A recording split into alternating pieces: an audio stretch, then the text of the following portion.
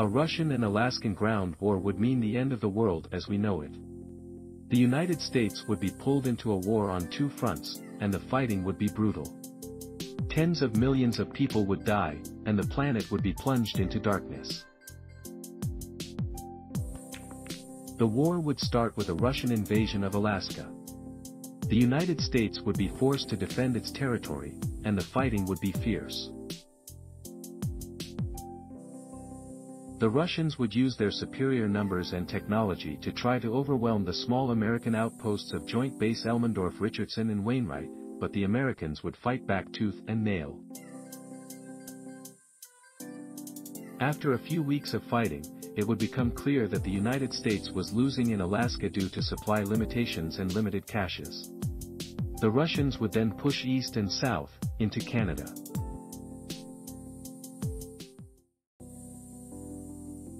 The Canadians would be quickly overrun, and the Russians would continue their push south.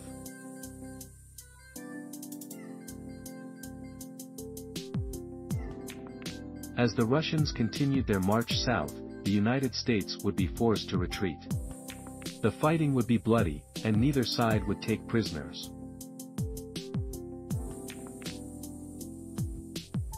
The Russians would eventually reach the continental United States, and the war would grind to a halt.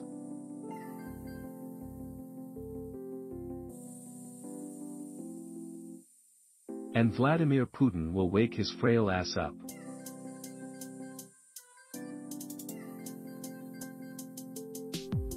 The United States invades Russia via airborne operations.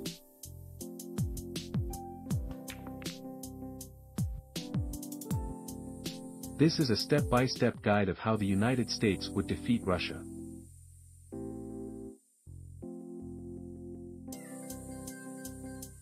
One, the United States would first launch a massive air campaign in order to gain air superiority over Russia.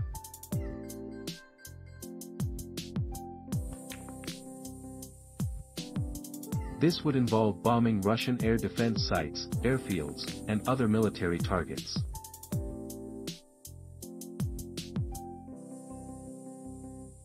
Two, once air superiority is achieved, and strategic objectives prepared with artillery, the United States would then begin dropping the 82nd Airborne Division paratroopers and equipment into Russia.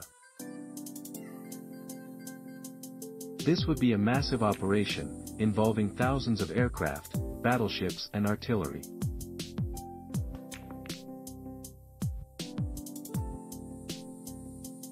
Three, once on the ground, the United States would begin fighting its way towards Moscow.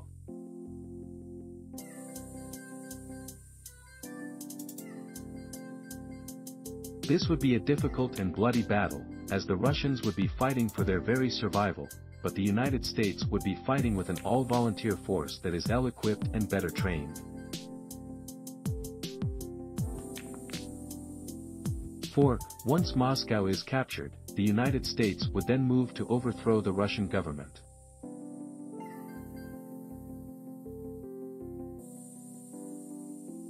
This would be done by supporting opposition groups and carrying out propaganda campaigns.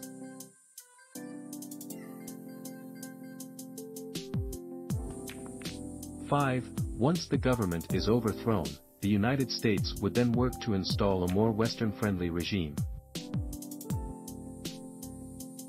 This would involve helping to set up new institutions and training the new government in Western democracy.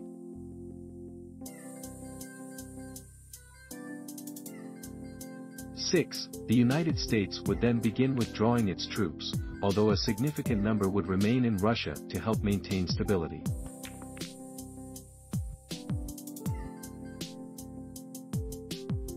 7. Over time, the United States would slowly increase its involvement in Russia, until it is once again a major player on the world stage.